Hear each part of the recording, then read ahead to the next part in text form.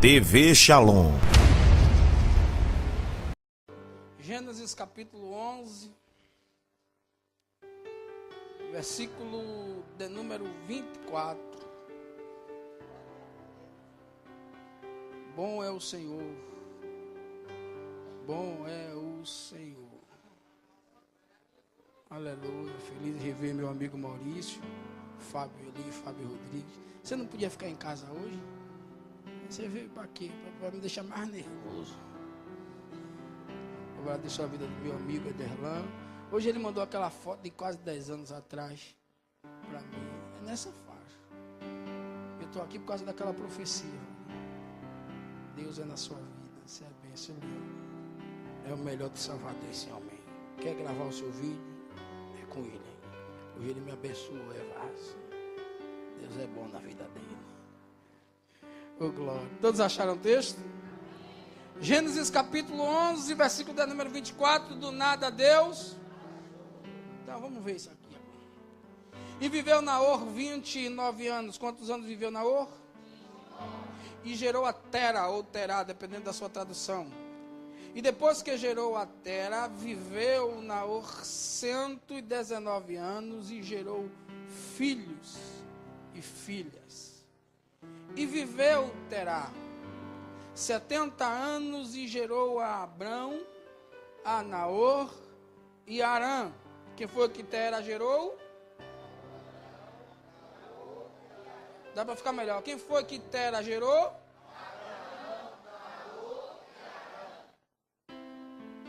E estas são as gerações de Tera ou Terá. Tera gerou a Abrão, gerou a Naor e gerou a Arã. E Arã gerou a... Eu quero que você guarde isso, não esqueça nunca mais. Quem foi que Arã gerou? E morreu Arã na terra do seu nascimento. Morreu Arã na terra do seu nascimento, em Ur dos Caldeus, estando Tera, seu pai, ainda vivo. Isso é uma informação difícil. Mas o autor está dizendo que Tera morreu quando... ou Arã morreu quando Tera, seu pai, ainda estava. E Abraão e Naor tomaram para si mulheres. A mulher de Abraão chamava-se Sarai, e a mulher de Naor, Milca, filha de Arã, que foi pai de Milca e de Isca. Sarai foi estéril, não tinha filhos. E tomou Tera, observe o versículo 31, observe o versículo 31. E tomou Tera a Abrão, seu filho, e a Ló, filho de seu filho Arã, e sua nora Sarai, mulher de seu filho Abrão, e saiu com eles de Ur dos Caldeus. De onde foi que eles saíram? Para ir para a terra de... E havendo, aí o texto diz, para ir para Canaã, e foram até Arã, e saíram de Ur dos Caldeus para ir à terra de Canaã, e foram até Arã, onde ali ficaram. E havendo Tera vivido 205 anos ao todo, morreu. Morreu Tera em Arã. Diga para alguém assim: você não pode morrer em Arã.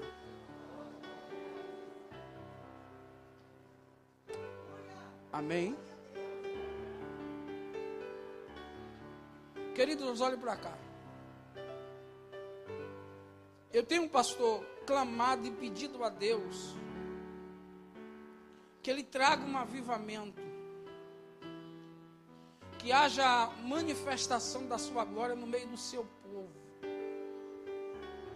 Só que, se tem uma coisa que eu tenho aprendido pastoreando e pregando, é que às vezes a unção pode ser um perigo na vida daquele que o recebe. Guarde isso. A unção pode se tornar um perigo na vida daquele que o recebe. Pastor, por quê? Porque a unção na vida daquele que não foi sarado, na vida daquele que foi tratado, pode gerar uma mesa no deserto. mas ele barra e proíbe que os seus inimigos assentem. Quando a unção vem e ele não está preparado, ele até consegue subir no palco, mas o desejo dele é que seu inimigo esteja apenas na plateia. Uma mente sarada pode transformar a bênção em maldição.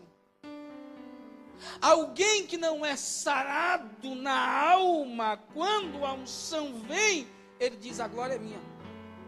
Só aconteceu porque eu sou bom, porque eu tenho, porque eu posso, porque eu faço. Ele se deixa levar pelos aplausos. Então eu parei de dizer: Deus, traz o avivamento, e disse: Deus, sara as nossas almas.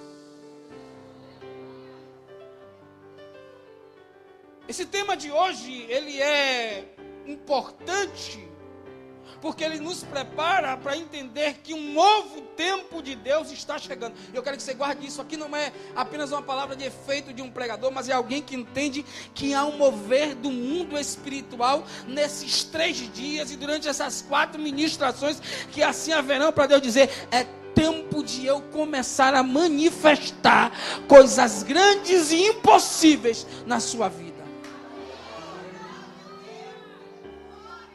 Escute o que eu estou dizendo e guarde no seu. O meu coração queima aqui. Eu estou nervoso, e não é nervoso por outro motivo, por entender a responsabilidade de que Deus vai sacudir a tua vida nesse aniversário da igreja, para dizer para você: eu tenho coisas grandes para fazer ainda este ano na sua vida.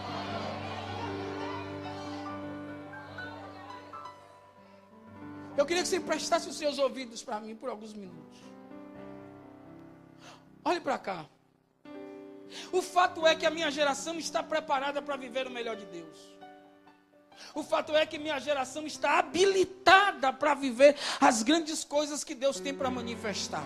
Nós ouvimos mensagens, somos ministrados por louvores que nos elevam a estar firme, confiante na certeza da esperança de que Deus é o Deus que faz. E isso não é problema, não há problema em acreditar e esperar. Mas o que me deixa inquieto é que a minha geração, pastor, é uma geração que facilmente abandona a fé.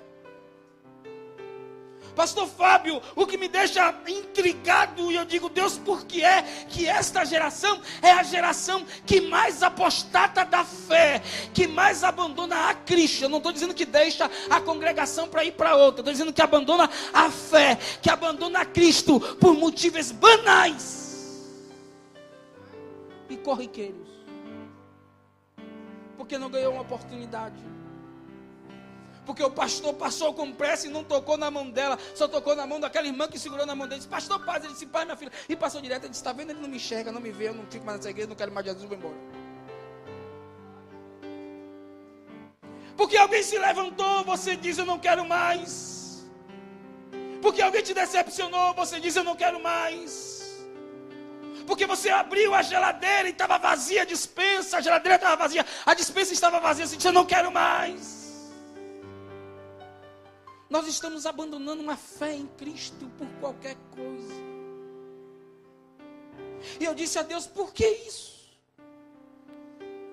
Eu digo a você sem nenhuma demagogia, meu coração se alegra, porque eu venho aqui e vejo muitos rostos conhecidos. Isso é sinal que ainda há um povo que diz: Senhor, passe o vento, que passar eu continuo.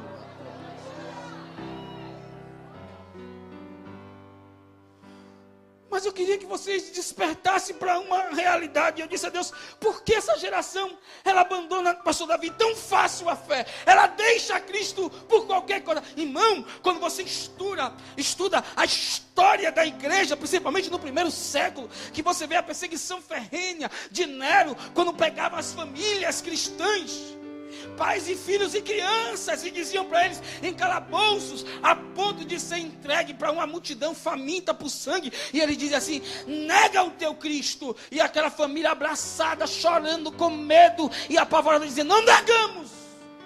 E eles dizem, abandona a tua fé. E eles dizem, não abandonamos. Vocês não vão abandonar a fé no seu pastor, não? Eles diziam, não abandonamos a fé do nosso pastor. E eles pegavam uma ovelha e começavam a cortar a ovelha e tirar o couro da ovelha, ensanguentado. E vai tirando aquele couro e arranca os filhos do braço do pai, da mãe. E começa a amarrar o couro daquele animal ensanguentado na criança. E diz assim, você não vai abandonar a fé em Cristo, não? E os pais gritam em desespero e choram. E diz que não deixam a fé, que não abandonam a Cristo. E eles pegam aquelas crianças e lançam no Coliseu e saltam leões famintos que devoram a criança chorando. E os pais em grito de desespero dizem, Senhor, mesmo assim eu te louvarei.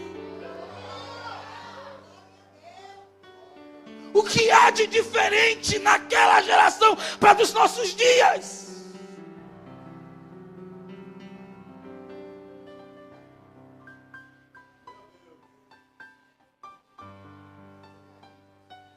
Oh, Espírito Santo. Um dia, alguém me perguntou, não foi um mês passado, uma ovelha chegou para mim, nova convertida, e disse, pastor, eu quero começar a ler a Bíblia, como é que eu faço? Eu digo, comece por Marcos, que é rapidinho, 16 capítulos. Depois que você lê Marcos, você lê Lucas, depois você lê Lucas, você lê João, depois você lê João, você lê Mateus, e aí você segue Atos dos Apóstolos, vai nas cartas. Quando chegar ali, lá no finalzinho de Judas, você vem para Gênesis, depois você termina Malaquias, e segue tudo direto e chega em Apocalipse. Aí ela disse, mas pastor, por que eu tenho que começar pelo Evangelho de Mateus e não por Gênesis? Eu disse, porque é por Marcos. Eu disse, porque é bom você começar aprendendo de Jesus. O que Jesus falou, por que foi que ele falou, como foi que ele falou. E ela me perguntou uma coisa e eu respondi. Ela disse para mim, então me responde uma coisa, pastor. Por que é que eu tenho que aprender o que Jesus disse primeiro? Aí eu disse, eu vou lhe responder porque é que você tem que aprender de Jesus com aquilo que o próprio Jesus respondeu quando perguntaram a ele. Ele disse, tudo isso que eu tenho falado para vocês, tudo isso que eu tenho pregado para vocês, é para que em mim, disse ele, tenham paz. Jesus disse, a mensagem que eu prego para vocês é para que em mim, nele, tenha paz. Mas não é qualquer paz, não. Não é a mesma paz que o mundo dá, que qualquer coisinha tira o teu eixo. É a paz que excede todo o entendimento. Você sabe que nível de paz é esse? Porque a Bíblia diz que nós somos rodeados de uma grande nuvem de testemunho. Pastor Adebaldo, sabe o que é isso? Existem pessoas que nos assistem 24 horas.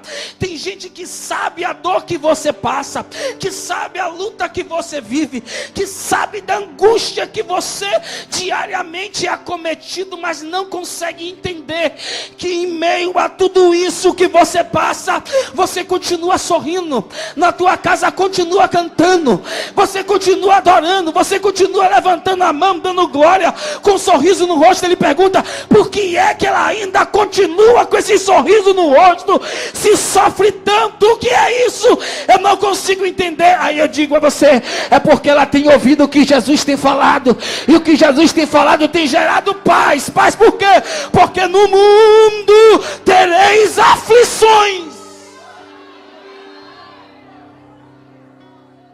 mas em meio à aflição se tem bom ânimo nele. Irmãos, é inevitável o sofrimento, ele faz parte da vida cristã.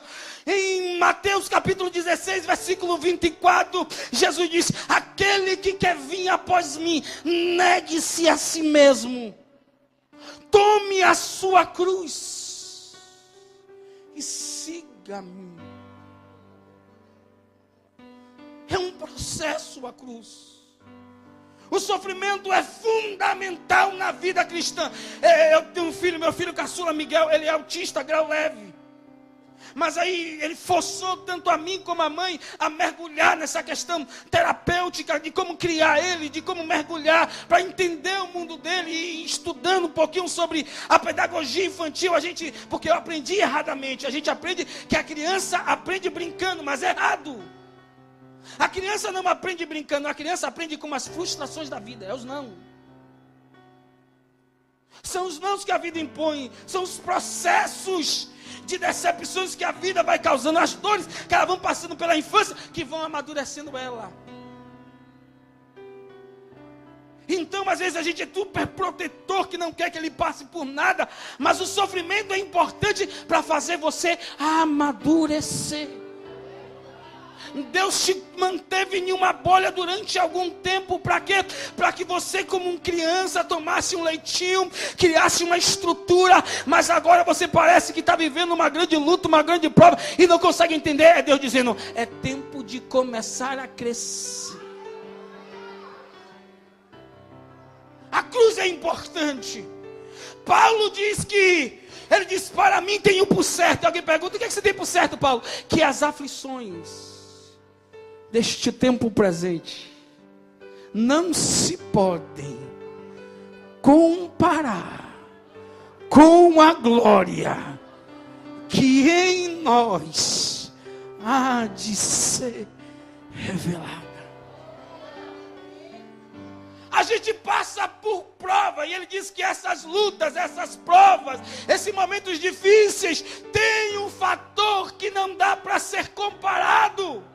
Porque ainda que doa agora, o que há de vir é bem melhor. Então eu não deixo a fé e não abandono o meu mestre.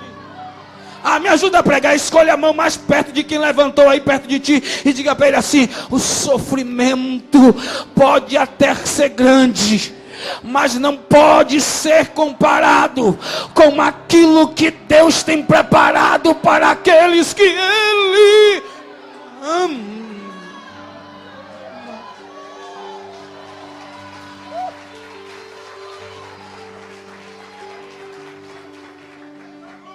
Agora guarde isso aqui, Tiago, irmão de Jesus, filho de Maria e de José, escrevendo a sua carta para a igreja de Jerusalém, ele diz uma coisa interessante, ele diz, não veio sobre nós provação, luta, tempestade, guerra, senão humana, mas fiel é o nosso Deus, que não deixa a gente ser provado, tentado, afligido, atacado, além das nossas forças. Sabe o que eu estou dizendo para você? É que a prova que você está passando porque Deus sabe que você aguenta. Você suporta. Escute, você suporta. Eu estou introduzindo a mensagem para você entender onde o Espírito quer nos levar. Tenha calma. Venha comigo construindo aquilo que o Espírito Santo está querendo. Eu sei, irmão, eu vou chegar. Vai vendo. Vai ver. Olha aqui. O problema é que você diz, mas pastor, a minha luta está grande demais, eu não aguento, eu não suporto. E eu vou dar uma dica que Jesus deu. Sabe qual é o seu problema? É que você está trazendo a luta de ontem para o hoje. E você está antecipando a luta de amanhã para o agora. Isso está lhe sobrecarregando. Jesus disse, deixe seu mal a cada dia. A dor de ontem foi para ontem, fica no ontem. A dor de amanhã, Deus proverá. O que eu vou viver é o agora. Suporta somente o que Deus te deu hoje. Tem gente lamentando a dor de ontem, se afligindo com agora, e já está chorando a dor de amanhã. E Deus está dizendo, descansa, pega o seu mal hoje, abraça, e espera que o amanhã será diferente. Paulo escreve aos Romanos no capítulo 5, versículo 13, ele diz uma coisa interessante. Por que é que Deus permite? Porque Deus é todo poderoso, sim ou não? Deus é todo poderoso, mas Ele permite que passamos por momentos difíceis. Então por que Deus permite a aflição nas nossas vidas? Aí Paulo diz, a aflição produz. Aí alguém diz, as aflições produzem o que, Paulo? Ele diz, a aflição produz perseverança. O que é perseverança? É continuar quando tudo diz pare. Deus permite às vezes a aflição vir, para que na aflição mostre para você que você tem força para continuar, mesmo tudo dizendo acabou, você diz eu vou em frente, não dá mais, eu vou em frente, a sua história terminou, eu vou em frente, já está na frente, eu vou seguir em frente, eu não vou parar, eu vou perseverar.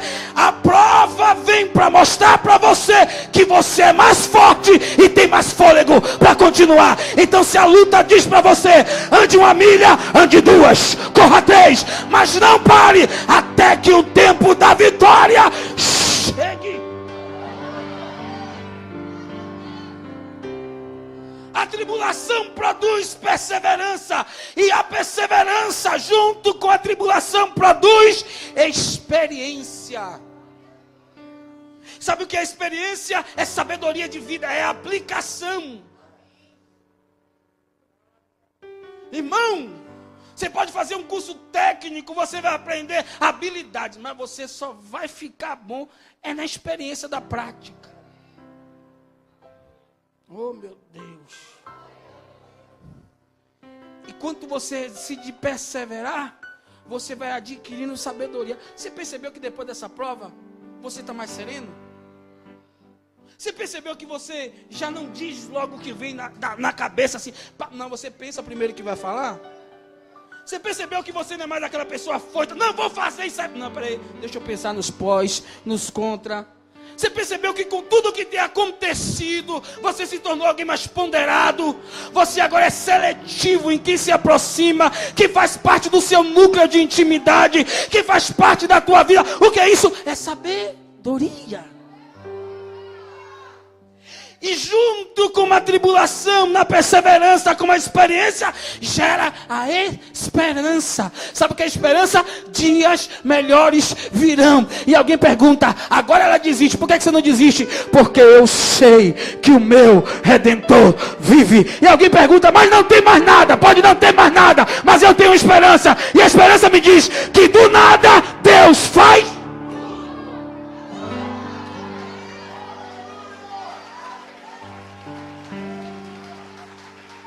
Fique comigo.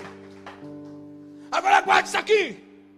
Uma vez que a tribulação produz perseverança, e a perseverança traz experiência, e a experiência produz a esperança traz para nós o amor de Deus derramado. Há um propósito na aflição. Paulo, escrevendo aos Romanos ainda, ele diz no capítulo 8, quem nos separará do amor de Deus? A peste, a fome, a tribulação, a nudez, o perigo, a espada, os principados, a potestade, o tempo. Não, eu tenho por certo que nada pode me separar do amor de Deus. Vem comigo, Salomão diz uma coisa interessante no livro de Eclesiastes. Ele fala sobre o tempo.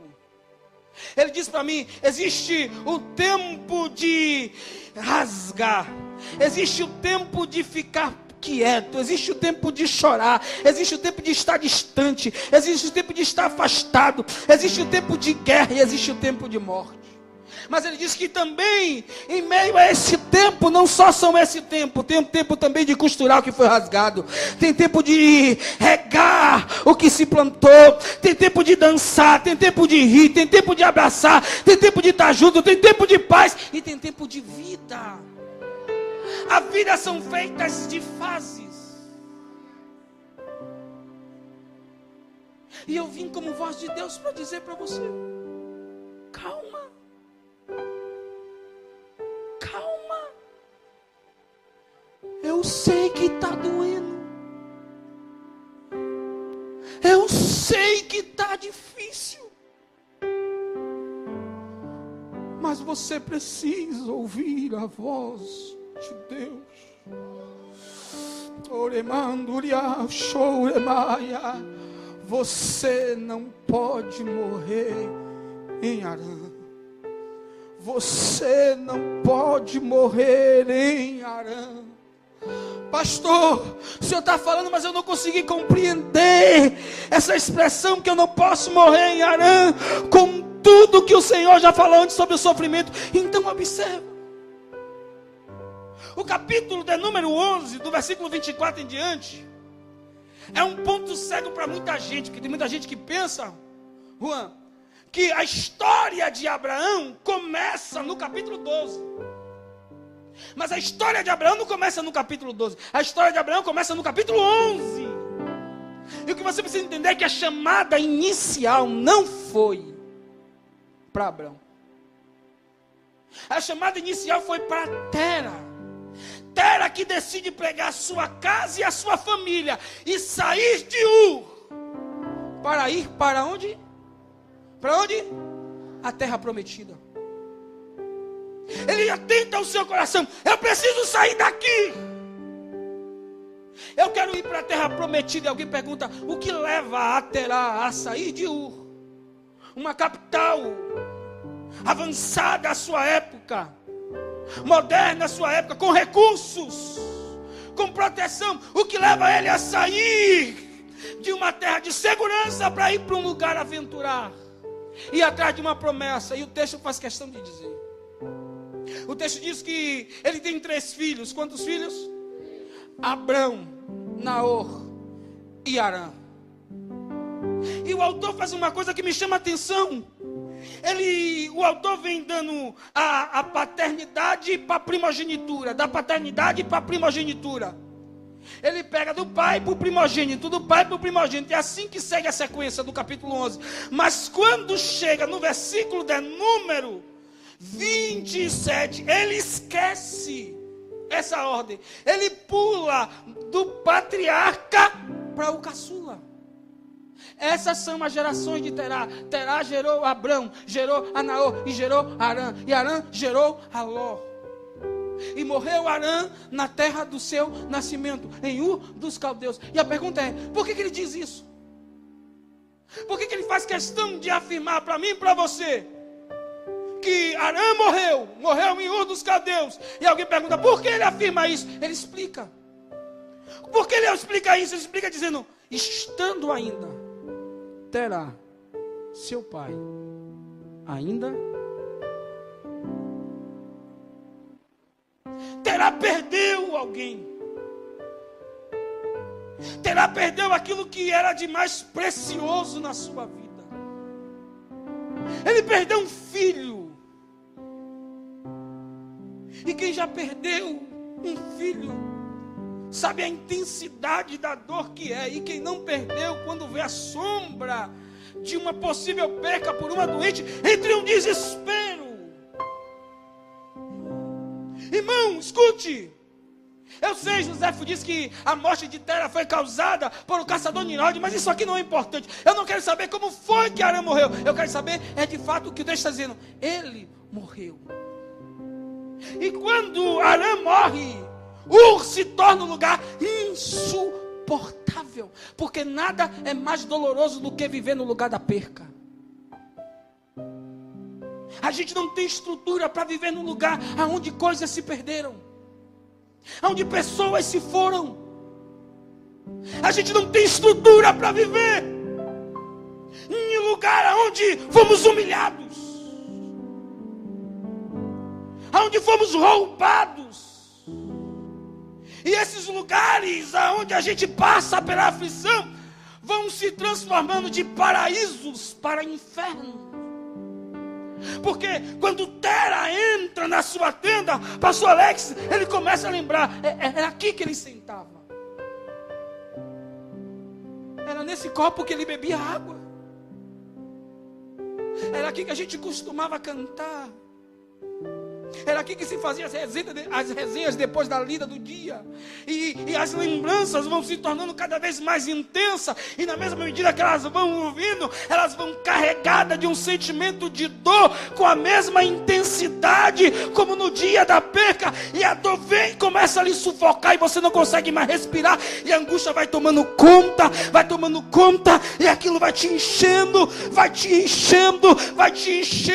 E você começa a gritar no seu silêncio, dentro do banheiro, no seu quarto, dizendo a Deus: me tira daqui, me arranca daqui, eu não aguento mais viver neste lugar, porque este lugar se tornou um lugar de maldição. Você, quando senta na mesa, você só lembra daquela palavra que te martirizou, você só lembra daquela ação que te feriu, e o lugar vai se tornando cada vez mais apertado, e você cria uma fobia, você cria um pânico, e a gente começa a dizer: Deus, tudo que eu quero é isso. Me tira deste lugar. Esse lugar se tornou insuportável. Eu quero sair, eu vou sair, eu tenho que sair. E isso vai crescendo, crescendo, crescendo, ao ponto que a gente começa a juntar tudo que importa e diz: não dá mais para viver em Ur. Não dá mais para viver em Ur. Porque Ur se tornou um lugar insuportável para viver. Eu preciso te dizer isso. Tem gente aqui falando com Deus. Não dá mais para viver aonde eu estou vivendo. Eu preciso sair. Se eu não sair, eu vou morrer. Oh Espírito Santo. Você não me entende, irmão, porque que ele chega na sua casa e é difícil. Você estou cansado.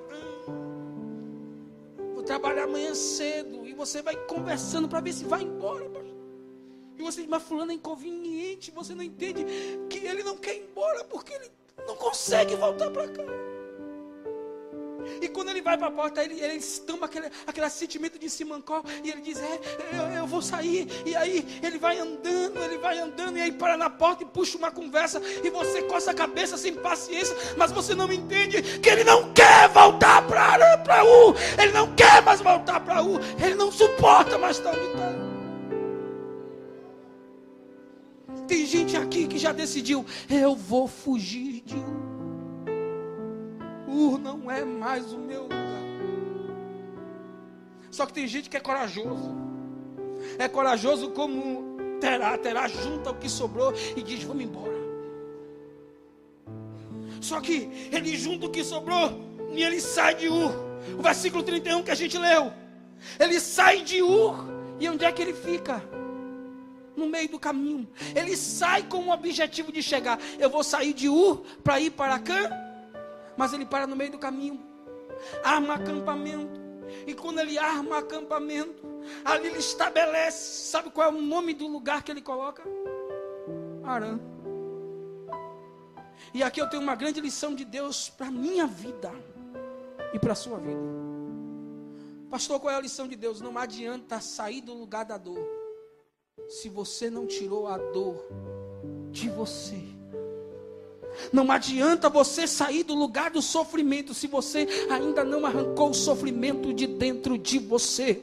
O problema não está no lugar onde aconteceu a situação que te trouxe esse sentimento de tristeza, que te trouxe esse sentimento de perca, que te trouxe esse sentimento de angústia. O problema é que está no teu coração. E enquanto isso estiver no seu coração, não importa para onde você vá, esse fantasma vai continuar te perseguindo. E Deus está dizendo para você: filho, olha, você já tem fugido há alguns anos, você já está distante, já cortou aliança com amigos de U, você não segue mais ninguém de U, você rejeita qualquer solicitação de amigo de U, você quer esquecer de U, mas não adianta, porque todo lugar onde você firma os pés se torna um Harã. E Deus está dizendo para alguém aqui hoje: você precisa tirar Harã de dentro de você.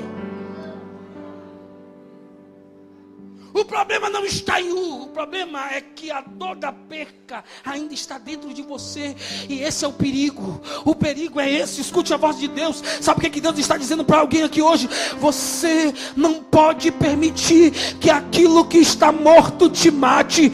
Ei, você não pode permitir que aquilo que morreu te mate. Ei, meu filho, ouça a voz do Espírito Santo de Deus. Já foi um tempo que isso aconteceu, mas você ainda está nutrindo esse sentimento no seu coração, e isso está te matando. E Deus está dizendo: ô meu filho, é tempo demais. Ô pastor Alex, isso aqui me assusta. O capítulo de número 11, versículo 32 diz: e havendo Terá vivido 205 anos ao todo, morreu. É ano demais para viver com angústia na alma. É tempo demais para viver com esse sentimento que não perdoa, com essa amargura no coração, com esse sentimento que não deixa você crescer. Eu quero viver um novo tempo de Deus, eu estou disposto a dizer para o Senhor: Deus, eu quero o teu tudo para mim. Mas Deus está dizendo: é preciso esvaziar o teu coração, é preciso deixar as coisas que para trás fica e seguir avante. Pega na mão de alguém, eu estou sentindo a graça de Deus aqui. Pega, pega, pega, pega. Eu não sei quem foi que te machucou, eu não sei quem foi que te traiu, eu não sei quantas decepções ocorreram em você nenhum, para você abandonar tudo. Mas Deus está dizendo: enquanto esta dor estiver dentro de você, você não pode experimentar o que eu tenho para você. Não permita que aquilo que está morto te mate. Pega na mão, isso, segura, me ajude a ministrar essa palavra para ele. Diga para ele assim: Deus quer sarar o teu coração. Deus quer sarar o teu coração. Deus quer sarar a tua alma. Não permita que aquilo que está morto te mate. Isso. Não permita que uma derrota te transforme em um derrotado. Não permita que uma frustração te faça um frustrado. Não permita que uma angústia te faça um angustiado. Não, pelo amor de Deus, escute a voz do Espírito. Não permita que uma derrota te faça um derrotado. Pastor, o que é que você está dizendo? Ei, libera o perdão. Alivia a tua alma. Deus tem coisas novas na sua vida. O problema é que esse sentimento negativo tem sido uma âncora para você e tem te paralisado. Mas Deus está bradando do alto céu para dizer para alguém: você não vai morrer em Harã. Você não vai morrer em Harã.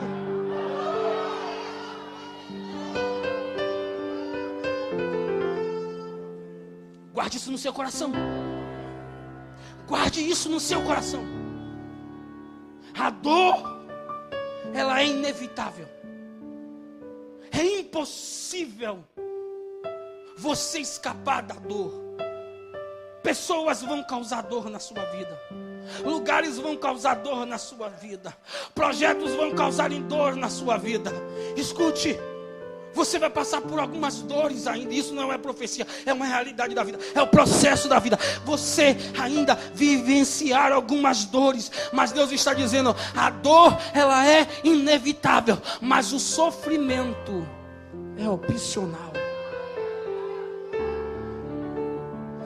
Você não tem como impedir. Você não tem como impedir que algumas pessoas te firam. Mas você tem como controlar que essa dor continue um dia, 2 dias, uma semana, 1 ano, 2 anos, 10 anos. Ei, você decide. Olha quanto tempo que isso passou e você ainda está remoendo. Peguei um serviço na empresa agora e foi um serviço puxado. E quando terminou, o patrão disse: quer dinheiro ou quer folga? Eu disse: eu quero os dois.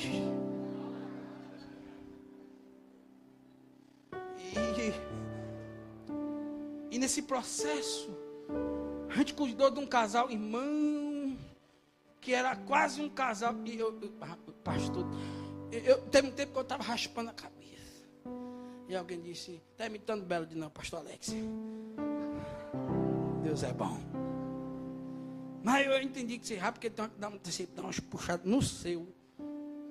Porque tem umas ovelhas que não ensinam a ter paciência. E tinha um varão que ele vinha. Sabe aquelas visitas que, ô irmão, eu amo. No sábado lá em casa é dia do descanso. A mulher diz: eu não cozinho. Aí o que é que a gente faz? Vai no varão do galeto. Aí eu compro um galeto, arroz de cesta, faz uma saladinha tropical, que é só cortar uns alfaces, com os pedaços de manga de uva, e tá pronto. Cebola e tomate. Aí o que é que a gente faz? Divide, vamos dividir. Como é que divide? Metade do galeto é meu, e a outra metade divide um pedaço para os meninos, que é pequeno, complementa com mingau. E o outro dá valor, que o valor tem que ficar em forma. Você já está aqui, opa, é aqui mesmo que vai o mistério. E quando você está preparado, que até o Guaraná é o que sobrou da janta de ceia, sabe? Aquele meio copo, mas com gás morrendo. E quando vocês estão prontos, que você está vendo lá o galete esquentando no micro-ondas. Quando ele vai apitar, apita a primeira buzina. Quem é o varão? Meio-dia, já. Entra, meu filho. E aí quando ele entra, já sabe, né? A minha metade vai na metade. Aí disse para a filha, cozinha um miojo aí para ajeitar no negócio aí, eu boto mais arroz no fogo. Aí eu digo, senta aí, meu filho, o que foi? Não, pastor, eu não aguento mais não. O que é, meu filho, o que foi? Ô, pastor, eu faço de tudo para aquela mulher, eu amo ela, eu amo, eu quero ela para mim. Deus já falou que ela é minha. Sim, o que foi, filho? Não, pastor, como eu tenho um tratado, eu faço o melhor. Às vezes eu estou cansado do trabalho, ela me liga, eu vou lá, ajudo, eu faço. Mas sabe, a mulher vem me dar uma patada. Você quer que eu faça o quê, filho? Você não entende, mano. É porque às vezes eles não querem que você fale nada, você só quer ouvir. Eles só querem que você ouça. Aí você diz, meu filho, e aí, é o quê? E ele, poxa, me ajuda aí. Eu digo, aí, teve um dia que ele me aperreou tanto no dia do galeto. Eu disse, eu vou dar um baixa nessa história hoje. Falei para a Valor, disse, ó, liga para fulano e manda ela vir. Quero falar com ela, urgente. E ela veio, quando ela veio, eu disse, senta aí no sofá. Ela que foi, eu digo, ó, tu quer ou não quer o varão? Decida, porque desse jeito não dá. O cara tá ficando doido, e tá me deixando maluco. Me diga aí, o que tu quer? Sério, irmão, vamos acertar logo esse negócio. Porque se não for, você vai liberar ele hoje, para o cara seguir o rumo dele. Aí ela, sabe que aí ela baixou a cabeça, olhou para mim e disse assim, eu quero.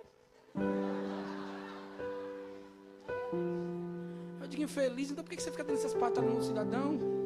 Por que você faz essas coisas com o rapaz, para ficar humilhando os outros? Ela disse, pastor, eu gosto dele.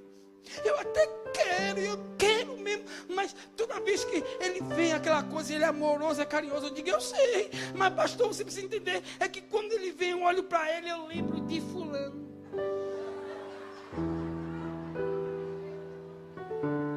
E fulano, pastor, me botou gaia, eu fui besta para ele me pisou, eu digo, minha irmã, ele não é fulano.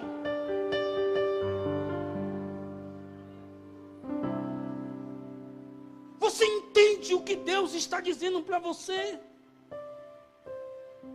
Tem gente desperdiçando o hoje de Deus por causa de feridas do passado. Porque não sei quantos anos, pastor Derlan, lá atrás, alguém farrapou com ela, alguém maltratou ela, não foi fiel, não foi digno do carinho. Aí ela se tranca e vai impedindo que outras pessoas cheguem. E Deus tem colocado pessoas, pô, irmão, quantos amigos eu estou vendo aí, Deus colocando, porque ela se dedicou. E a gente como líder às vezes sofre muito isso, que a gente se abre como pai, como amigo, porque o que mais a gente precisa e ora a Deus são pessoas que a gente possa conversar, que a gente possa não dizer nada, mas só chorar, porque é tanto peso nas costas.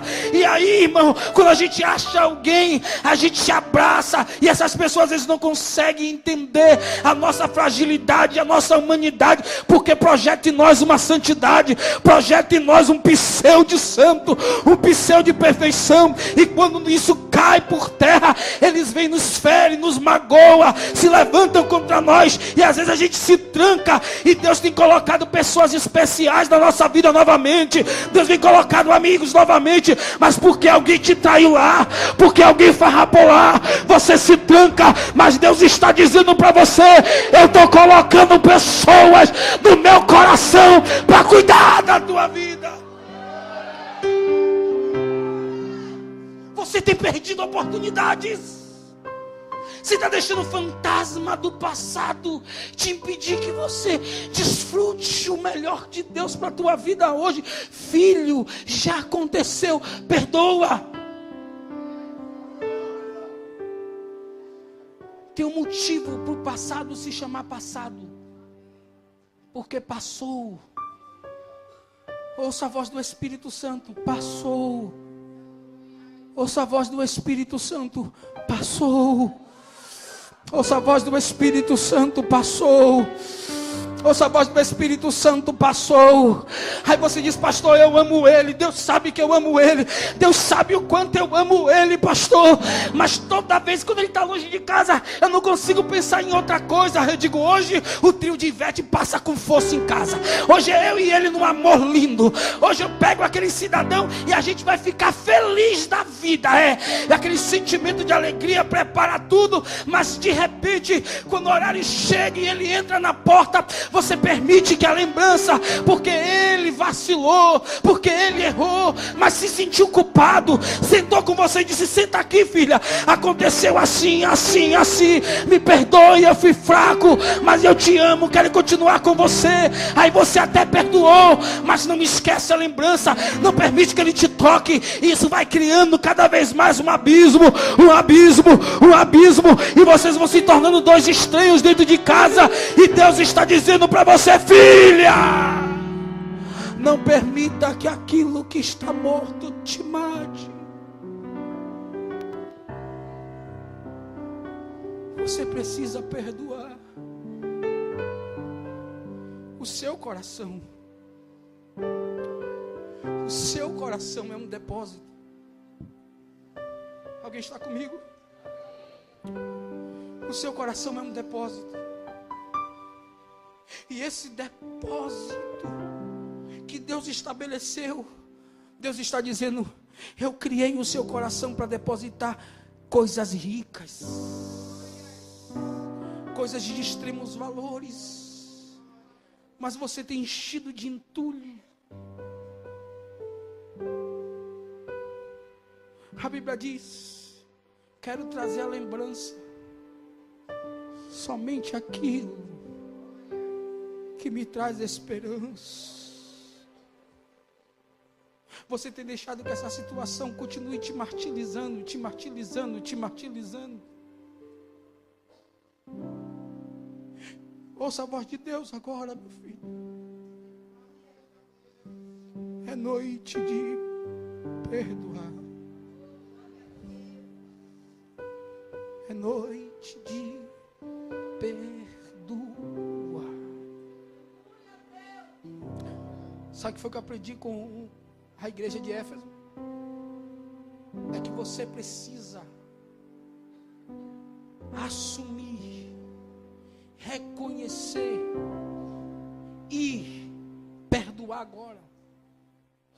Porque cada dia que você cai, que você vacila, que você erra, aí você se levanta e resolve seguir, e não resolve o que ficou lá, dizendo: esqueci, perdoei, deixei para trás. Mas enquanto você alimenta isso dentro de você, e você vai indo para longe, para longe, para longe, para longe, Deus nunca vai permitir que você chegue até Ele, sem que antes Ele diga para você: lembra de onde você caiu, e volta. Enquanto mais longe você for, mais difícil será quando você voltar, porque muitas coisas podem estar fora do lugar. Você precisa liberar perdão. Você precisa liberar perdão. Eu vim aqui como voz de Deus para dizer para você: esses dias serão dias em que Deus vai te pegar e vai te levar para o lugar da promessa. Mas você não pode ficar no meio do caminho, porque se esses sentimentos continuarem dentro de você, é aí que você vai terminar. Você precisa liberar perdão. O nome do ministério ao qual eu presido é Igreja Batista no Evangelho Ágape. Pastor, qual é a tradução? Chamados para mergulhar nas boas novas do amor de Deus. E Deus me deu uma visão, pastor. E qual é a visão do nosso ministério? A visão do nosso ministério é: Deus está em todo o mundo. Deus está em todo o mundo. Isso é revolucionário. Isso é revolucionário. Deus está em todo o mundo. Em todo o mundo, pastor, sim. No traficante, Ele está. Pastor, no macumbeiro, Ele está. No estrupador, Ele está. Pastor, Deus estava em Hitler? Estava. Deus está em todos os homens, está. E o problema não é se Deus está em todos os homens. O problema é que nem todos os homens estão em Deus. Então, por que isso é revolucionário, pastor? E aqui eu encerro a minha participação.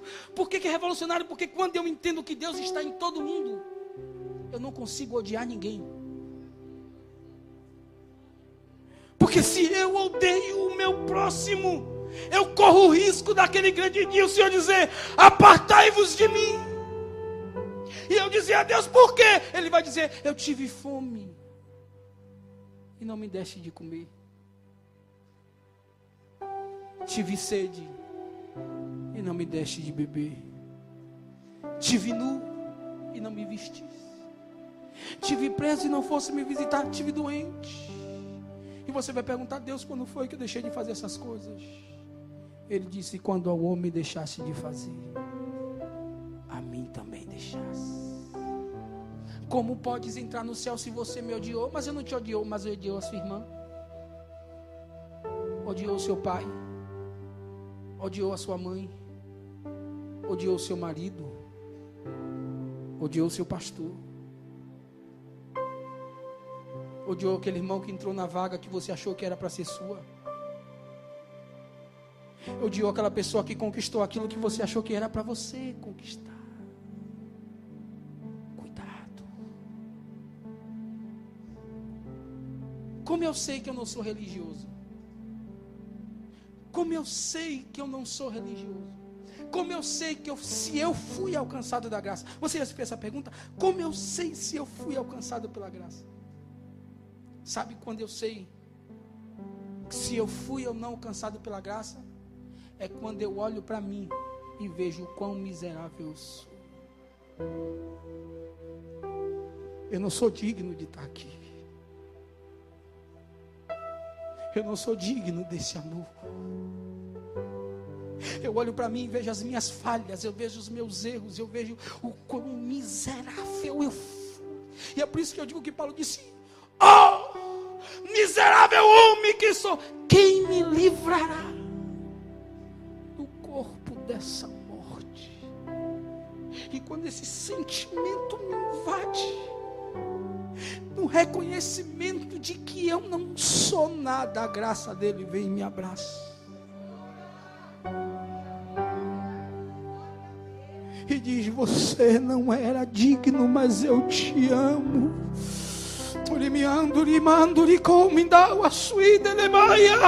Você é, aleluia, aquilo que eu quero fazer na sua vida. A minha graça te abraça agora. A minha graça te envolve agora. E alguém me pergunta: pastor, mesmo sabendo que você é um transgressor, um homem iníquo, que certeza você tem da salvação? Como você pode acordar de manhã e dizer Maranata, se tudo que você faz te corrobora para ir para o inferno? Como é que você tem certeza do céu? Eu tenho certeza do céu, porque eu sei que não foi obra minha, que não é obra minha, que não foi eu que fiz, mas foi único e exclusivamente dele. Ele olhou para mim, meu amor. Quem tem esse sentimento não ora assim: jejuo 2 vezes por semana, dou dízimo de tudo, não sou como este. Eu não sou calvinista, mas eu acredito piamente nisso. Não existe nada que eu faça que me torne digno da graça. Nada. No dia que você se tornar digno da graça, ela deixa de ser, porque graça é favor. Pegue na mão de alguém, diga para ele assim: você está debaixo da graça. Diga para ele assim: você foi dominado pela graça. Você foi escolhido pela graça. Você consegue se alegrar nisso? Eu não sei o que foi que você viveu lá fora. Eu não sei o que foi que você viveu lá fora. Eu não sei o que foi que você viveu lá fora. Eu vou pegar o microfone aqui, é de direito, pastor. Eu não sei qual foi a vida preguiça que você teve lá fora, mas uma coisa eu sei: Deus olhou para você e diz: eu quero te perdoar e te dar uma vida nova. Eu quero te perdoar e te dar uma vida nova. Você recebe isto? Você recebeu isso? Quem aqui foi perdoado? Quem foi? Não, se você foi, abre a boca, dá um grito de glória. Só quem foi perdoado. É para quem tem certeza. Isso aqui é para quem tem certeza. Isso aqui é para quem tem certeza. Eu fui perdoado.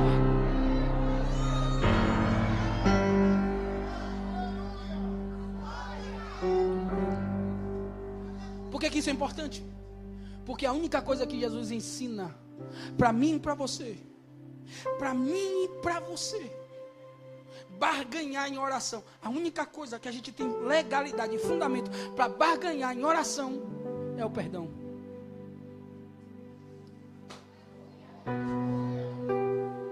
A única coisa que Jesus dá a mim e a você o direito de barganhar em oração é o perdão. Lembra na oração modelo do Pai Nosso? Ele disse: perdoa, perdoa, perdoa, assim como eu tenho perdoado a quem me tem. Deus, eu quero liberar perdão, porque se eu perdoo, o Senhor me perdoa. Eu quero deixar o que ficou para trás. Eu quero deixar o que ficou para trás. O carpinteiro está batendo em minha porta. O carpinteiro está batendo em minha porta. Eu quero deixar as coisas que ficou para trás. Eu quero deixar tudo aqui. Ei, irmão, Deus só vai poder fazer o tudo quando você se tornar nada. Se esvazia de si mesmo. Faz o que João disse: importa que eu diminua, importa que eu desapareça. Esvazia-se de si mesmo. Escute, o perdão não é para quem te agrediu. O perdão não é para quem te machucou.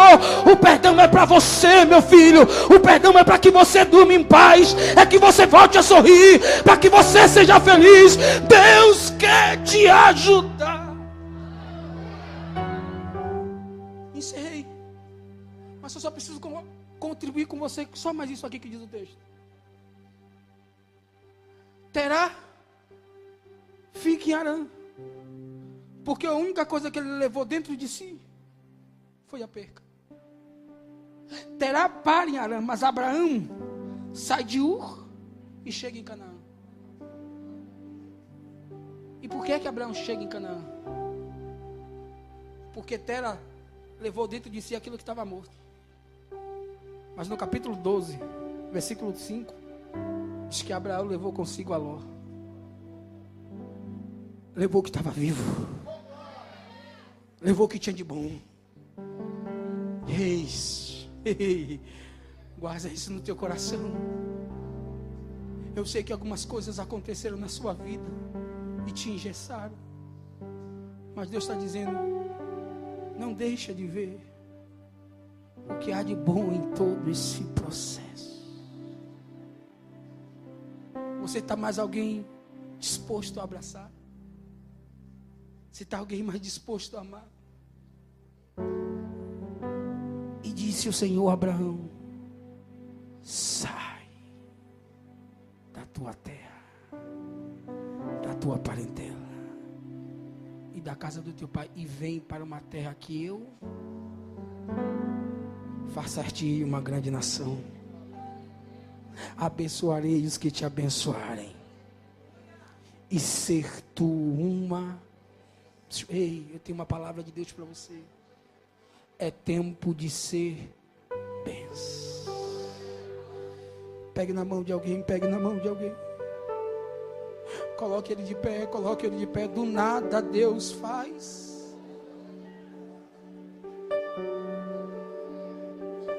Meu pastor, minha pastora, eu passei a tarde todo dentro, tribulado. E eu lendo José. E eu disse a Deus, quanto mais eu lia José, mais eu ficava atônito com quão nobre é a vida daquele homem. E eu disse a Deus em oração hoje de tarde: Deus, me ensina o segredo de José. Me ensina o segredo de José. Qual foi o segredo de José? Para José conseguir conquistar o que conquistou depois de ter pai. Irmão, era para José passar o resto de vida dele sentado no divã, sendo tratado por um psicólogo. Sim ou não? Mas como é que José conseguiu sair de irmão vendido, traído e escravo, de acusado de estupro, de prisioneiro, para governador?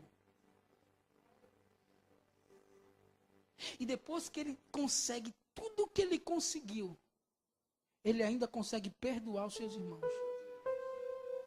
Eu disse a Deus, qual é o segredo de José? Aí Deus disse, sabe qual é o segredo de José? O segredo de José está nos seus 2 filhos. José teve Efraim e Manassés. O que foi que ele teve? Efraim quer dizer, Deus me fez prosperar. É o filho caçula. Efraim é, Deus me fez prosperar na terra da minha aflição. É o filho caçula. Mas antes do caçula vem o primogênito. Qual é o primogênito? Manassés. Manassés quer dizer, Deus me fez esquecer. A gente só vai estar pronto para viver o tudo quando a gente se esvaziar e dizer, Deus, aqui não tem mais nada. Eu queria que você fechasse os seus olhos agora e orasse. Eu vejo o carpinteiro batendo na porta de alguém aqui. Eu vejo o carpinteiro batendo na porta de alguém aqui. Oh, você não vai tomar remédio para dormir, mas hoje você não vai ficar na frente desse smartphone, olhando o Facebook dele, olhando o Facebook dela, se martirizando no quarto escuro, com o olho cheio de lágrimas, porque ele está sorrindo, porque ele está alegre, porque te magoou, e você diz, Deus, eu estou aqui, e ele está aí, e você fica sofrendo. Não, hoje Deus vai te dar uma noite de paz e de tranquilidade. Você vai esquecer tudo o que passou agora. Irmão, não é esquecer no sentido de amnésia, é esquecer no sentido de isso não vai mais me fazer sofrer. Eu não tenho mais espaço para sofrimento. Deus tem uma nova história para a minha vida. Eu não sei o que aconteceu, mas Deus está dizendo, vou te transformar em um grande empresário. Não deu certo na primeira, mas vai dar certo na segunda. Eu vou te fazer um grande marido. Não deu certo na primeira, mas eu vou te honra, Deus vai te ajudar. Oh glória, ore. Pegue na mão de alguém, segure. Não fica sozinho não. Eu acredito no poder da comunhão da igreja. Eu acredito no poder da comunhão da igreja. Quando a igreja está em união, algo acontece. Quando a igreja está na união, algo acontece. Você começa a orar agora. Alguém pergunta, Jó tinha tudo, depois Jó não tinha mais nada, e depois Jó teve tudo em dobro. Jó tinha tudo, depois Jó não tinha mais nada, depois Jó teve tudo em dobro. E alguém pergunta, como foi que Jó conseguiu o que conseguiu? A Bíblia diz, e o Senhor mudou o cativeiro de Jó quando este orava. Pega na mão. Ei, diga a Deus, Senhor, eu não consigo sozinho, me ajuda. Ele está te ajudando. Deus, eu não consigo sozinho, me ajuda. Ele está te ajudando. O Espírito, Pastor Debaldo, está entrando em corações aqui hoje, dizendo, eu estou arrancando. Eu ouço correntes caindo agora. Eu ouço sentimento, espíritos e sombras negras que geram Debalai, Torremia, Caua, Tuia, Lecanto, Rimitala, Súria.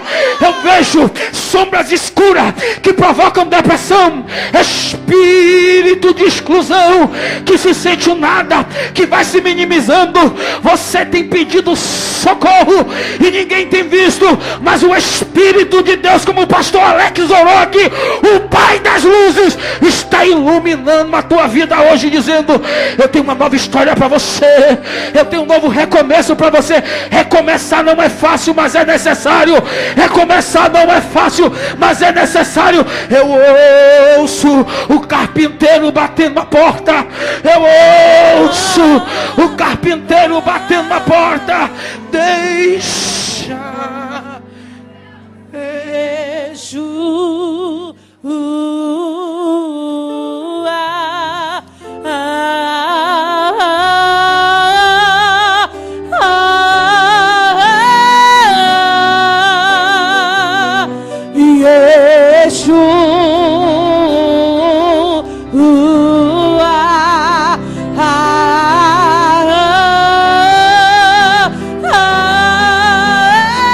esse é o seu momento, fale com Deus. Esse é o seu momento, fale com Deus.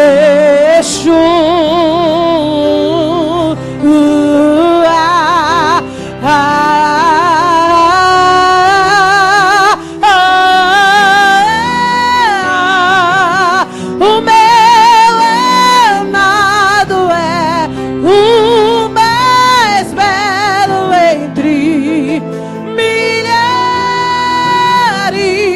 de milhares. O meu amado é o mais belo entre milhares de milhares. Tem 2 cultos na Bíblia que eu amo. Maurício, tem 2 cultos na Bíblia que eu amo. Pastor, qual? O culto do vale. O que é que tem um culto no vale? No culto no vale está todo mundo morto e ressequido, e só tem um vivo. Tem outro culto na Bíblia que eu amo. Pastor Derlane, é um dos cultos mais extraordinários que tem. Qual é? É o culto da casa da viúva. Só tinha um vaso cheio e um bocado de vaso vazio. Pastor, por que você gosta desses 2 cultos? Por quê? Porque no culto do vale só tinha um vivo e o resto estava tudo morto. Mas sabe como é que terminou? Um exército forte e numeroso. Sabe por que eu amo o culto na casa da viúva? Porque estavam todos vazios e só tinha um cheio. Mas sabe como é que terminou? Todos os vasos estavam cheios. O que é que o senhor quer dizer, pastor? Que se Deus encontrar aqui hoje só um vivo, se Deus encontrar aqui hoje só um cheio, ninguém sai daqui vazio. Ninguém sai daqui morto. Pega na mão de alguém. Eu estou recebendo a autoridade do Espírito Santo de Deus para ministrar uma palavra profética para alguém aqui. Teve alguém que orou dizendo: Deus, eu já estou pronto, pode me dar o tudo.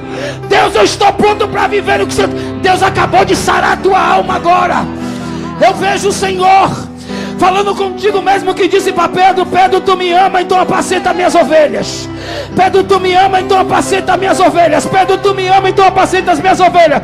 Eu estou vendo o Espírito de Deus tomando alguém pela mão agora. Pega. A unção é transponível, a unção pega. Se tiver alguém cheio, ei Pai, o azeite que está na vida dele transborde para a vida do irmão que está vazio agora. Pai, se tiver alguém morto, a vida do que está vivo passe para o que está morto agora. Receba.